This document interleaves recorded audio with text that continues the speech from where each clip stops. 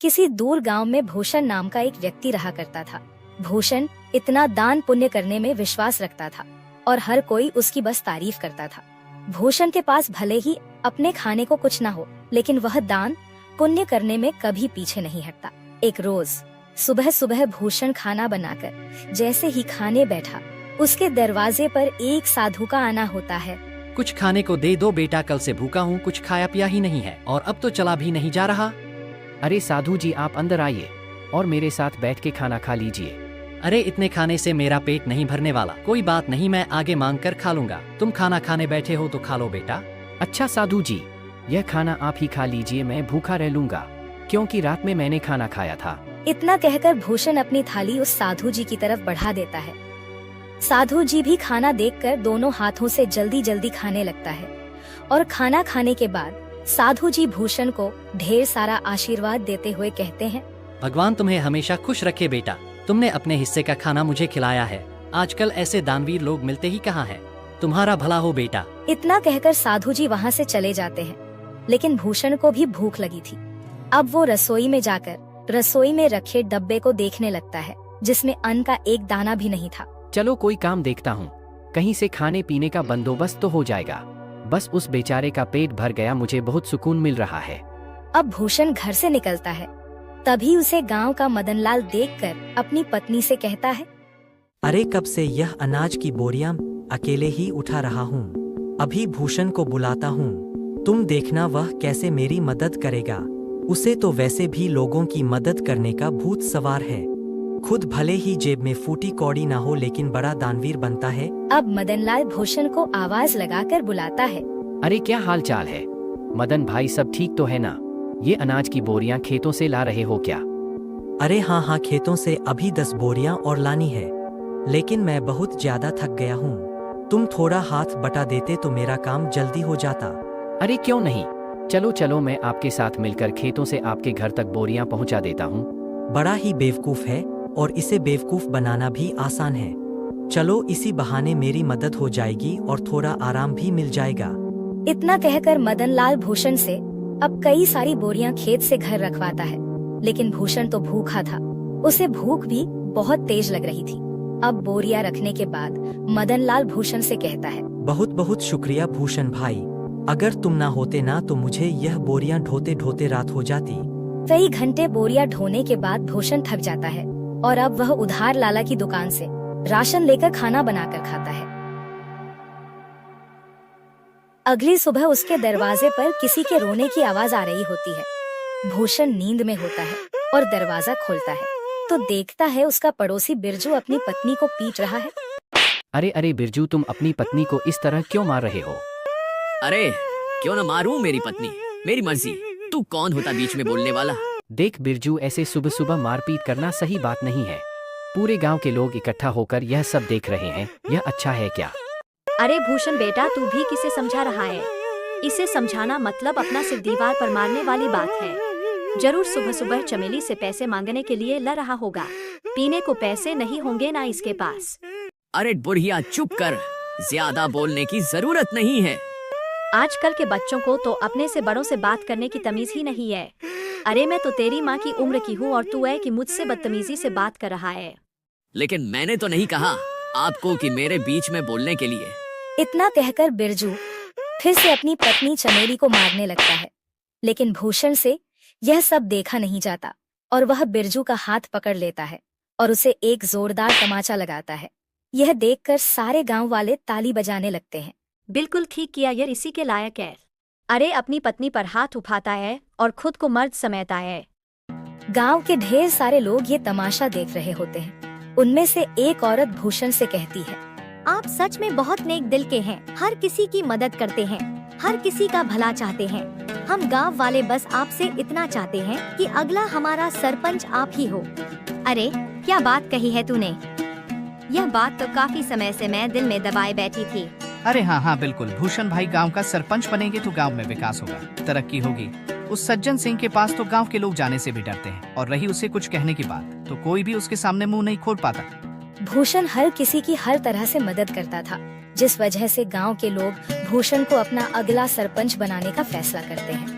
अब सरपंच तक यह बात पहुंचती है सरपंच तिलमिला उठता है। क्या भूषण की इतनी हिम्मत खाने को लाले पड़े हैं, लेकिन सरपंच बनने का सपना देख रहा है। इसे तो मैं छोड़ूंगा नहीं।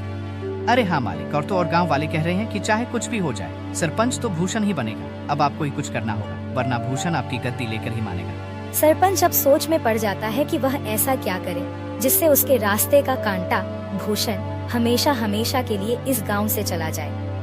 अगले चुनाव में गांव के लोग भूषण को सरपंच बना देते हैं। अब ऐसे ही कई दिन बीत जाते हैं और जब राशन देने की बारी आती है तो सरपंच बड़े ही चालाकी के साथ राशन में मिलावट करवा देता है, जो भूषण को बिल्कुल पता नहीं चलता। अरे बेटा, तुझे सरपंच बनता हुआ देख बहुत खुशी हो रही है। अब कम से कम राशन तो समय पर और अच्छा मिलेगा। अरे हाँ, सब कुछ अच्छा ही होगा। आप लोगों ने इतना विश्वास करके मुझे इस गांव का कार्यभार संभालने का जिम्मा दिया है और इसे मैं अच्छे से निभा सकूं, बस यही दुआ करिएगा।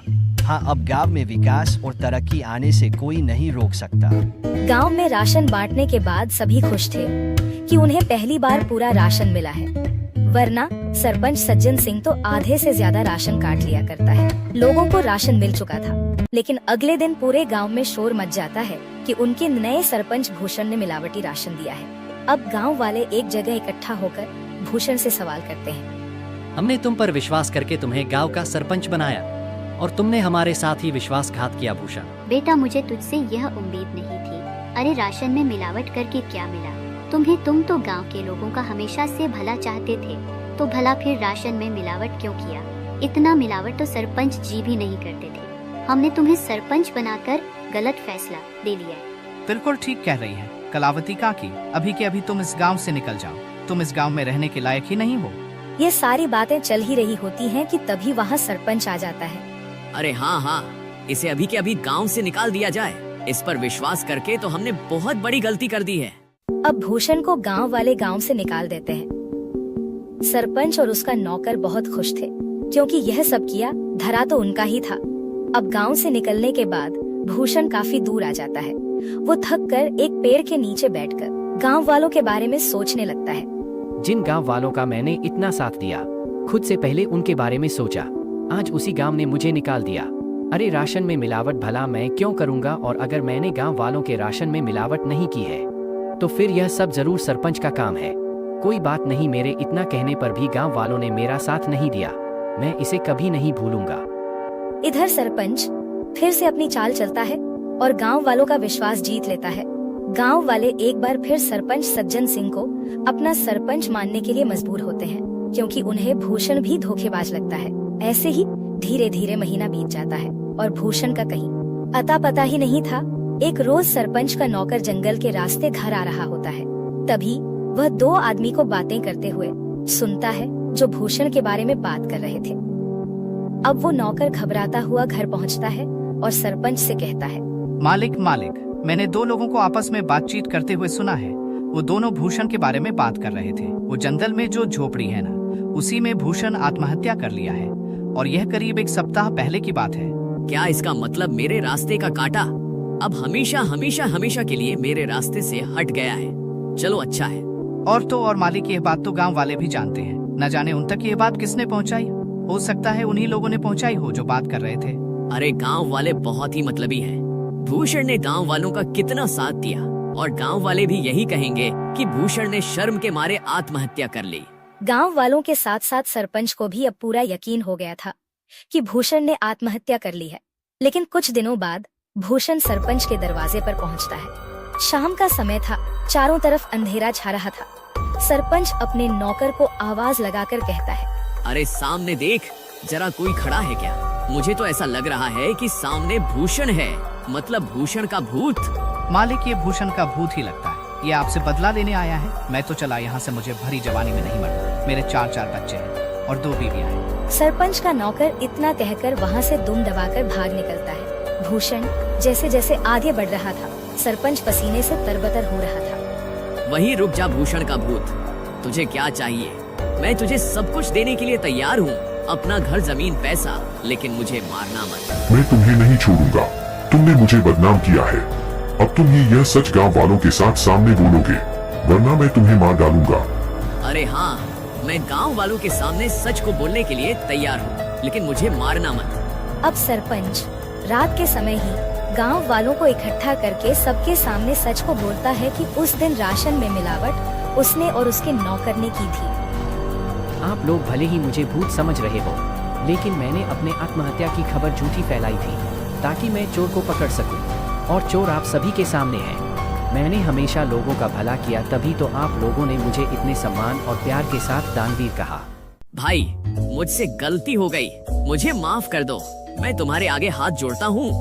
अब उसी वक्त गांव वाली सरपंच को गांव से निकालकर सरपंच की जगह भूषण को गांव का सरपंच बनाते हैं और भूषण से माफी मांगते हैं कि वह सरपंच की बातों में आ गए थे और उन्होंने बिना सोचे समझे उसे गांव से निकाल दिया था।